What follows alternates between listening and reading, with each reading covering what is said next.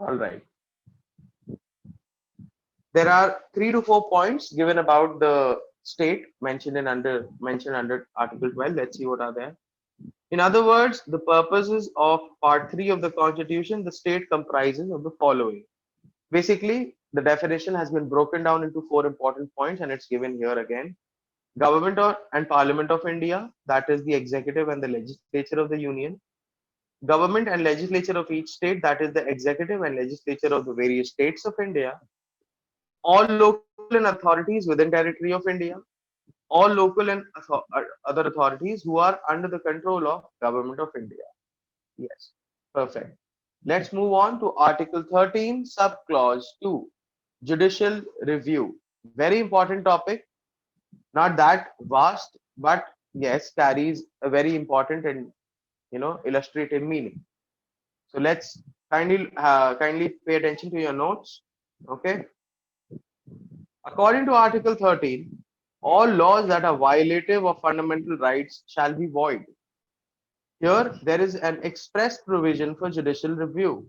The Supreme Court and the High Courts can declare any law unconstitutional on the grounds that it is violative of the fundamental rights. Article 13 talks about not just laws, but also ordinances, orders, regulations, and notifications. Now, the continuation of application of the judicial review is basically an important thought process here as to why.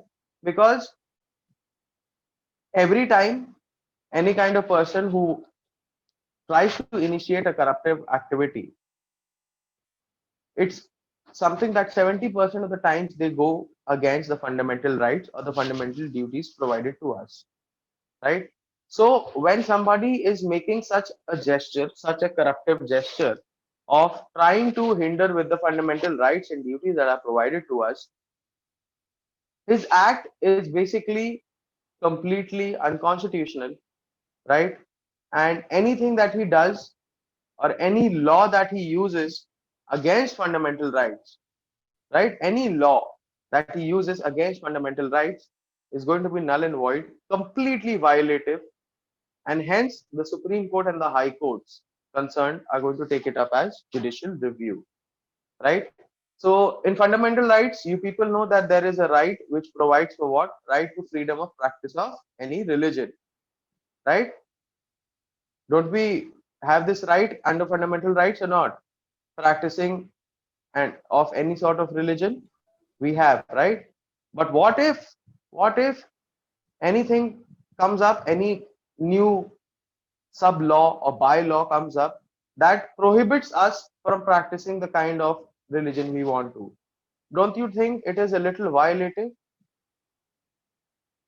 as to stopping citizens of their own country from not practicing any kind of religion on their own will basis? That is wrong. That becomes violative of that particular fundamental right. So that particular law is completely taken up as violative in nature and given the ideology of null and void. And if any person who is behind this, trying to make a move for not letting the citizens of India practice their own religion, then that person will also be taken up for a trial in the Supreme Court or in High Courts. Okay, so judicial review is something is like a ninja sword. It's like a samurai warrior sword that nobody can basically get avoided. And it is used by the Supreme Court and the High Courts. Like it's one slash and then you're gone. Why? Because Supreme Court, when takes up anything for judicial review, it is basically taken up with the utmost care. And so that anything that is violating the fundamental rights and duties, it has to be removed and eradicated under complete judicial review processes. All right. Any doubts still here, student?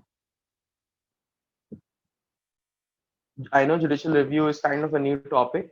So any doubt? No? All right. So next up we have amendability of fundamental rights. What do you mean by amendability of fundamental rights, students? What is amendment? Sir, if any changes are Slight required, change. One by one, one by one, one by one. sir, if any changes are required in the constitution, then it is called amendment in the constitution. Okay, yes, Kritika. Changes. They made changes. It changes. Why? Okay. I want to ask why are those changes The, brought up? To Like the just rectify. modifications. all right. Yes. And To change it with the current situation. okay. So do you people think changing the or amending the constitution is a simple process or a very hard and fast process? No, The sir, hard both and the fast assent of process. both the Hard and houses are fast It process. required. takes the time. Exactly. It's a time-taking process, as what Fatima said.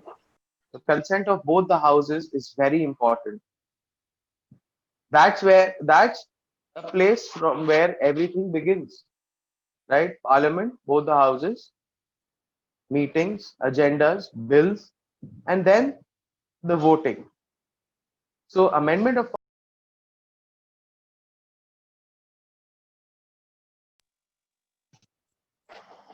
so I'm going to read amendability of constitution, fundamental rights. Sorry, kindly pay attention. Any changes to the fundamental rights require a constitutional amendment that should be passed by both the houses of parliament. The amendment bill should be passed by a special majority of the parliament. As per the constitution, Article 13, subclause 2 states that no laws can be made that take away fundamental rights. No laws can be made that can take away fundamental rights. Okay, keep this in mind. The question is whether a constitutional amendment act can be termed law or not. Okay, so now you have a case where now you have basically one or two, three case examples. The first is case of Sajjan Singh. The Supreme Court held that Parliament can amend any part of the Constitution, including fundamental rights.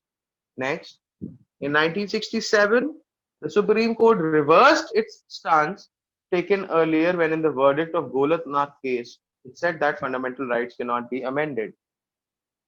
Third, in 1973, a landmark case judgment ensued in the Kesavanand Bharati case, where the Supreme Court held that although no part of the Constitution, including fundamental rights, was beyond the Parliament's amending power, the basic structure of the Constitution could not be abrogated by even by a constitutional amendment. These four case laws, students, give out very important knowledge regarding amendment of Constitution and fundamental rights.